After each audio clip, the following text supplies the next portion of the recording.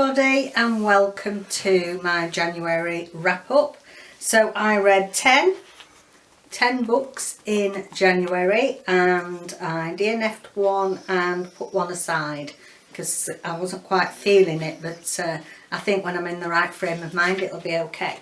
So sorry I've not filmed for a couple of weeks, but it's been really hectic here. David's been in hospital. Yeah, so that's another story. So let's get on with January wrap up. So I'll start with my lower rated first. Now the first one, Colombiano by Rusty Young. This was from my NetGalley. It is now out to purchase, and I unfortunately DNF'd this. Now, not because it wasn't a good book. I think I was really excited by the premise when I chose it off NetGalley, and this is really looking at the raw side of Colombia, and it's looking at a young lad who unfortunately as a young adult sees his father executed in front of him and all the violence that entails, and really it's his story about how he, after seeing that trauma, becomes more and more embroiled in the violent gangs and the violent world of Colombia. And it has got some really good reviews. It's very graphic. What bits I did read were very graphic, and that's fine. I can normally read things like this, but at the moment it just wasn't right. I've DNF'd it. It was just too much for me at this moment in time with everything that's going on. So yeah, but have a look at that because I think there'll be quite a few. I'm not saying I won't read it in the future, but it was just too much for me at the moment. The next one was also one I was really looking forward to. I was very kindly sent this from NetGalley and the publishers as well. And this is Wild Girls by Rory Power. Now this has had a lot of hype already in the booktube community, especially those who are really into their contemporaries and their contemporary YAs. And this is about a group of girls that go to like a girls' boarding school that's set on an island, and unfortunately there is a deadly virus that outbreaks there, so they're all put under quarantine. So you know, this was at the beginning of January, and who's know that, you know, unfortunately with this coronavirus, you know, steps like this are having to be taken all over the world, but they are marooned on this island.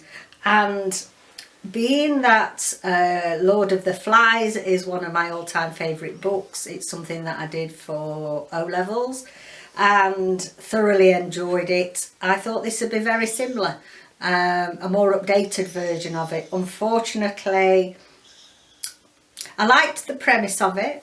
I liked the idea of the characters and that there would be some GLBTQIA plus representation in there, with it being more modern day, and it just didn't work for me. I felt that I didn't really care much about the characters. I felt that the plot was quite disjointed. Really disappointed. I'm really sad because I thought it, you know, for me it just didn't deliver. But that is Wilder Girls by Rory Power. I think it's going to be one of those Marmite sort of books. You either love it or you hate it. And the next one, unfortunately, this was a 2-star as well. And this is Faces of Darkness by Stephen A. McKay. So all the pictures will be put up for you. This is one that I read on my Kindle to be able to take part in the Back to the Past readathon, which was hosted by Nicole from Girly Girl Book Reads. Girly Girl Reads. Is it Girly Girl Reads? Girly Girl Book Reads. I'll put it down below. And what you had is read historical fiction, greater than 50 years ago, had to have 3-word title, it had to have somebody on the cover that was walking away from you. I'm sure there was another one, but I can't remember. But anyway, this book fulfilled all the criteria for this readathon over one of the weekends. I thought it'd be great. Unfortunately, I just, it just wasn't well written, unfortunately. I mean, this is a series, so Stephen A. McKay has written a historical series. And this is further on in the series. Having said that, I think it does work as a standalone. But I found it too lightweight. And I can compare it to, say, my favourite Hamish books like that, Cozy Crimes, where you know that it's not going to be heavy on the literary fiction side, but enjoyable and well crafted. Well, unfortunately, I didn't feel that was the case with Faces of Darkness, hence the 2-star. Speaking of our Hamish, I've read the next one in the series, up in the Scottish Isles, Death of a Witch by MC Beaton. Gave it 3 stars. Generally speaking, there are about 3.5 stars for this series, but I absolutely love it. There's somebody new moved into the village. There's nothing particularly new in the plots with these, but it's the characters. I just love the characters. And there's somebody moved in and they all decide she's a witch because all the gentlemen of the village are going there to get some potions to help with their sex lives. And then everything goes astray, and I think this witch gets done in. So the usual thrills and spills from our Hamish and his gang there, 3 stars. Speaking of witches, I thought I'd read this alongside that, called A Secret History of Witches, something a little bit more substantial in the historical fiction front. It's by Louisa Morgan. I very much was looking forward to this. Really, the blurb on the back and everything about it, and I did enjoy it to a point. It's about a family that have passed down their craft, their magical powers through the ages, and they start off in France and then they get hounded out of France and come over to the UK. And it's looking at, I think there's 5 of them in total down the generations. And I got to about halfway through and I was really enjoying it. It's slow paced. However, it just felt that each character, what happened to each character was nearly the same as we got through the ages. And I got to the 3rd character and I was really getting into the swing and the enjoyment of the 2nd and 3rd characters. And I would have preferred more of a build-up on that and the plot going more with them.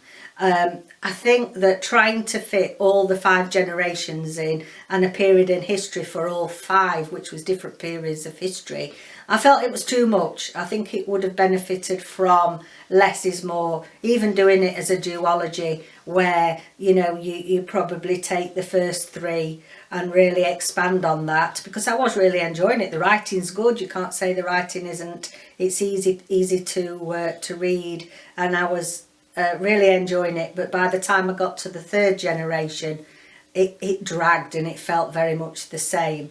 So yeah, still worth a read. It was a 3-star. I enjoyed it, but I would have liked it perhaps as a duology and a bit fleshed out. A bit more fleshed out, should I say. Okay, so then next, this is one that I also got from NetGalley called Full Disclosure, cut from Camryn Garrett. This is a 4-star read for me. It's a YA contemporary. Looking at, and I've already discussed this on my news and reviews number 1, so you can go there if you want to know more.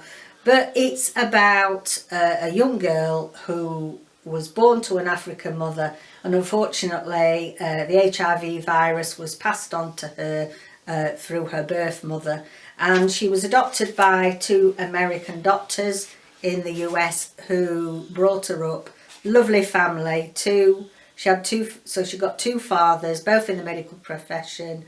Really supportive background, and it's a coming of age story with all the added angst really of coming of age. She comes to 18 with having HIV and what that brings to her future, and there's bullying in there as well, and also it highlights bias towards people that are HIV. So my full wrap-up's over on news and reviews number 1.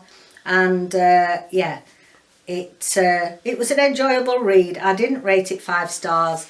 I felt the plot was a bit disjointed at times, but excellent for information. So next, Justice Hall by Laurie R. King. So this is a series that I'm reading as if Sherlock Holmes retires and gets married to the young Mary Russell, and it's the adventures that ensue. And this was, normally they're about 3.5 stars. This was a 4-star for me. It had a particularly good plot. Again, this is covered in number 1 reading reviews. Next 4 stars. So I think I've had a good run of 4 stars here. The First One to Die by Victoria Jenkins. And this is a mystery thriller. And I thought it was going to be a bit of a light-hearted read. I thought before I went into it, it was perhaps going to be a 3-star read. And I know we shouldn't always assume. But it was from my, 3 for a fiver from the works. And some of them are a bit lightweight, when they're selling them that cheaply. This was really good. It got a really good plot. It was basically, it is 4 flatmates, 2 guys, 2 girls at university, and one of them falls off the ledge outside her bedroom. Is it suicide? Was she pushed? What do the other housemates, they've all got secrets of their own, and are they involved in her murder or not? Very, very well written, very enjoyable. I was really hooked on it. It's got a rather good twist at the end, sort of twisty turny things going on. You're not sure what to make of all the 4 in the house by the time you've finished. Really enjoyed it. So that's The First One to Die, Victoria Jenkins. The next one that I was surprised about, and again another 4-star, was The Weekend Dad by Alison Walsh. Now this is one that I picked up when I did my bus family haul. So if you recall, I chose books that had got family members in the title. So mother, father, sister, brother, child, dad, mum, that sort of thing. So this was The Weekend Dad. Again, expecting it to be light and fluffy, and it wasn't. It had a lot of substance to it. There was the main character in this, he was about to go to university and obviously got his girlfriend pregnant, and she didn't want to have anything to do with him. Off she went, and he never saw this child, and eventually they made contact when this little girl was about 7, I think, so he's no idea what to do, but he's suddenly launched into being the main carer for her because her mother's going to work abroad and doesn't want to, traipse the little girl all around the world. So it's all about his journey into fatherhood, getting used to being a father, and the lovely relationship that's set up between this little girl and him. Really lovely read there, and I highly recommend it. Yeah, thought it was just going to be a bit of a chick lit, and no, it was beautifully written. I'm certainly going to read more by Alison Walsh. Next, another 4 stars. So yeah, really good reading month. Ink by Alice Broadway. Now I've had this on my shelves for quite a while, and it's a YA contemporary. I'm going to do a full wrap up of this in my next news and reviews, so I'm not going to say too much. But it really is like a dystopian our world. It's set in the future, but the world very much could be ours with changes that take place in the future. And basically what happens is, from birth until death, everything that happens in a person's life, relationships, achievements, good and bad, whatever happens, is actually tattooed all over their body.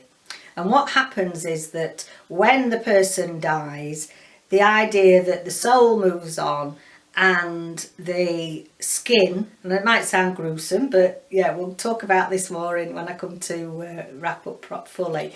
The skin is preserved, it's turned into leather, just the same as they do with animal hides really, and it's turned into a book.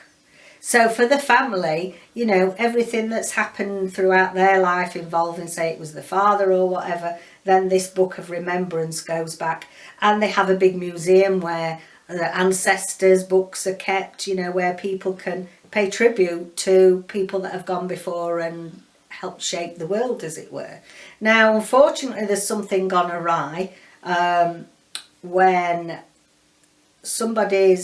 a part of somebody's skin has been removed. There's part of their story been removed, and there's a big hoo-ha about it, because there's this group that's sitting like a judge and jury as to whether this tanned book of somebody's loved one is good enough to be released into the big wide world, and their soul can be released to heaven. And I'm probably not, it's difficult to explain, I hope that makes sense. It's really good. It's very unusual. I think that it's very thought-provoking and well worth the read. There's a series out, I think it's a trio, but yeah, well worth a read. But it's coming in my next full wrap-up. And then finally, this is my 5-star for January, The Next Step in the Dance by Tim Gautreaux, and also a full review of this on my News and Reviews 1. Loved it. It's been on my shelf 3 years. It came from Mothbox, which Mercedes from Mercy's Bookish Musings used to run.